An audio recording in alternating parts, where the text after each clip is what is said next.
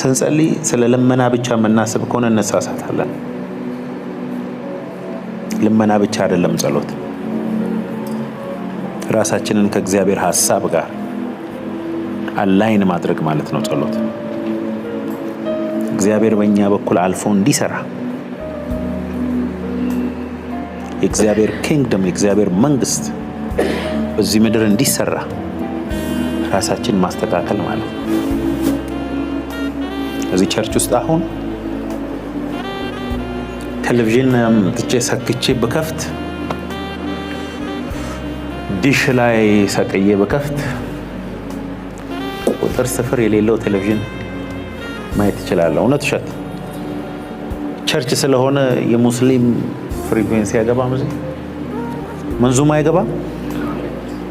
ይገባል አይገባም? ይገባል። አሁን እዚህ ቁጭ ብለን ስንት ሰው ስንት ቴክስት እየገባለት ነው፣ እኛ አላየንም እንጂ በአይን የሚታይ ቢሆን ቴክስት ያንዳንዱን በኢየሱስ ስም ብለን ነው የምንሰማው። ከአሜሪካ ይገባል፣ ኖቲፊኬሽን ይገባል፣ ስልክ ይደወላል።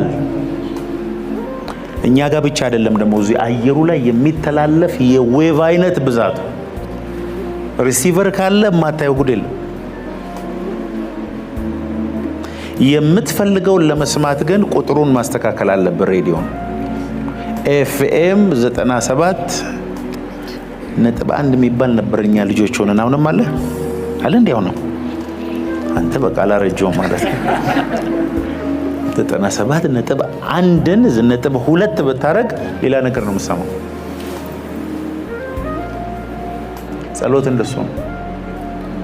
የእግዚአብሔር ሐሳብ በኔ በኩል እንዲያልፍ ከእግዚአብሔር ጋር ቁጥሯን ማስተካከልበት ኮሌበር ለመሆን እግዚአብሔር ጋር አብሮ ሰራተኛ ለመሆን እግዚአብሔር በእኔ እንዲስማማ ሳይሆን እኔ ከእግዚአብሔር ጋር የምስማማበት መንገድ ነው።